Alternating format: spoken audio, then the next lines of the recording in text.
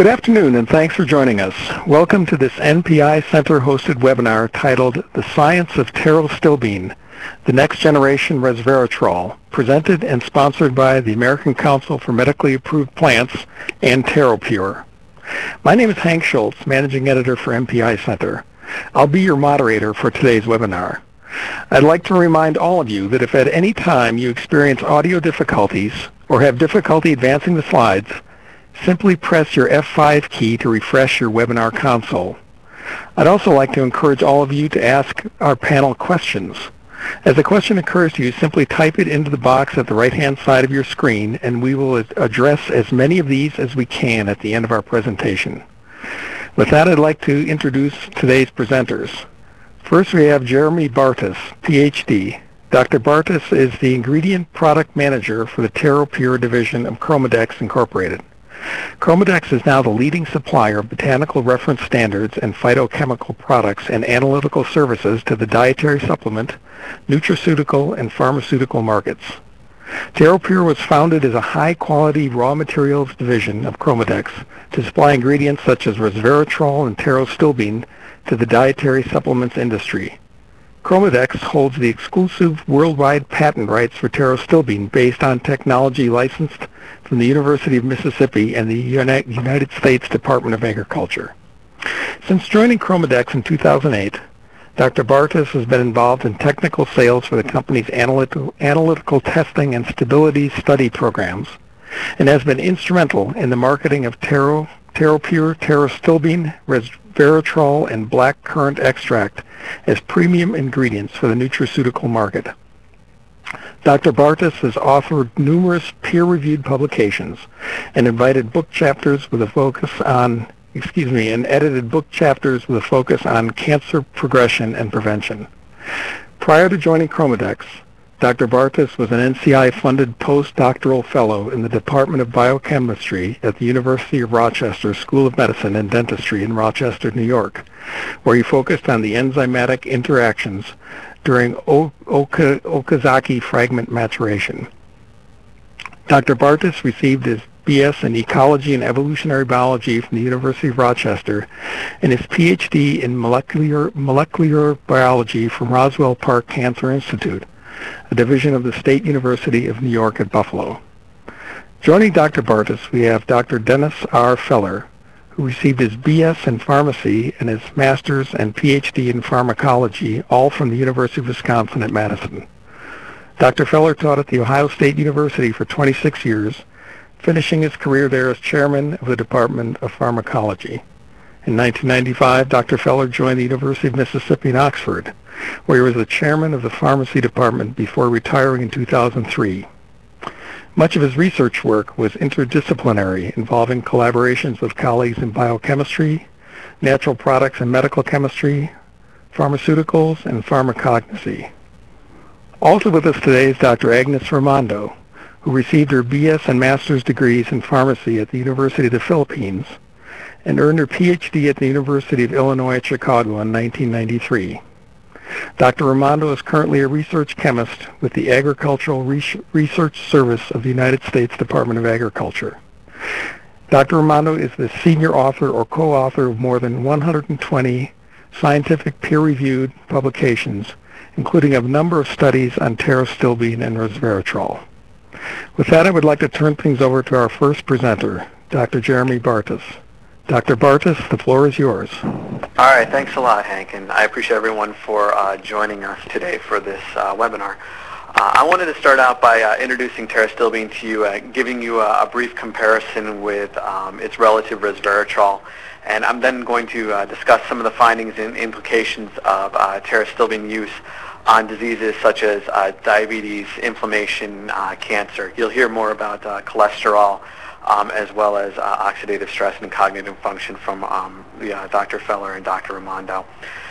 Finally, I'm going to end my part of the webinar with potential markets in the nutraceutical and cosmeceutical field and how pterostilbene might fit in with that. And so here we go. Let's see. Before I get into what's pterostilbene, I just want to make sure everybody knows about resveratrol, pterostilbene's cousin. Most people have heard of resveratrol. It gained a bit of fame as being part of red wine. It's believed to contribute to the French paradox. And also recent research has demonstrated that it mimics caloric restriction by activating the sirtuin proteins. And that gives resveratrol promise in the anti-aging field. Now, as you can see right here on the top of the screen, you have resveratrol on the right, pterostilbene on the left. Really, the only difference between resveratrol and pterostilbene is the presence of these methyl groups on pterostilbene, where resveratrol has hydroxy groups, pterostilbene has methoxy groups. So both pterostilbene and resveratrol are naturally found in small berries. Resveratrol primarily known for grapes, pterostilbene primarily known to be found in blueberries and huckleberries, among other things. And both pterostilbene and resveratrol are also chemicals called phytoalexins. They're part of the plant's defense system. When the plant comes under attack by a fungus or some microbials, pterostilbene and resveratrol, among other phytoalexins, will be upregulated to help fight with the infections. So again, pterostilbene, resveratrol, same chemical family, same job in the plant. And really the only difference is that methyl group there and the methyl group up top there, so the two methyl groups. But those methyl groups actually are very important and make all the difference in the bioavailability and bioactivity of pterostilbene versus resveratrol. Because of those methyl groups, pterostilbene is more lipophilic than resveratrol, and therefore it has a higher potential for cellular uptake than resveratrol does.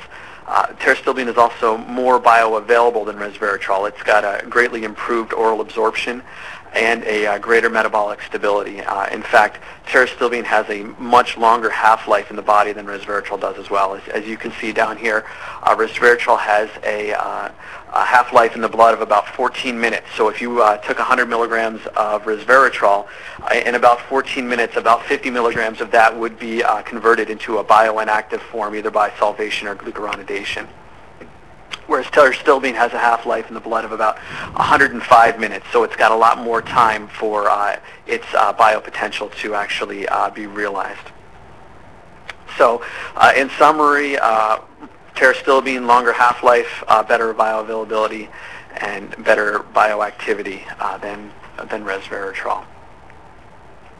Now, there have been several pterostilbene toxicity studies that have been done. The one I'm focusing on here is a 28-day subacute toxicity study that was done in mice. There were 3 doses that were looked at. You can see a 30 milligram per kilogram of body weight, a 300, and a 3,000 milligram per kilogram of body weight per day. And right underneath that, I put the human equivalent doses. You can see it's anywhere between 125 milligrams of pterostilbene per day for a human up to about 12.5 grams of pterostilbene per day. There were a total of 10 mice per dose, with 5 mice of each sex in each dose as well. And as you can see on table 4 there's really no significant differences between the control mice or the pterostilbene-fed mice after the 28-day subacute toxicity study has been done. There were no deaths from any of the mice as well. And the authors have concluded that oral intake of high doses of pterostilbene is safe, and there is no local or systemic toxicity. Now, one of the reasons I wanted to bring this up is that most of the research that you're going to be seeing throughout this webinar utilizes doses in the smaller range there, really in the 30 milligram per kilogram range, to give you an idea of what we're looking at. And so I'm now going to change gears and discuss pterostilbene's effect on a variety of diseases, starting with diabetes. Now, in this experiment, rats were given an injection of streptozotocin nicotinamide, which actually induces diabetes. And the blood glucose levels were measured right after a couple days after the injection to allow diabetes to take place, and then again 6 weeks later after pterostilbene and the control drug metformin had been administered daily. And as you can see right here, with the normal control, the blood glucose levels stayed consistent between day 0 and the 6 weeks, sitting right around 72 to 74 milligrams per deciliter. Whereas with the diabetic mice, as you can see, starts about 4 times higher than the normal mice.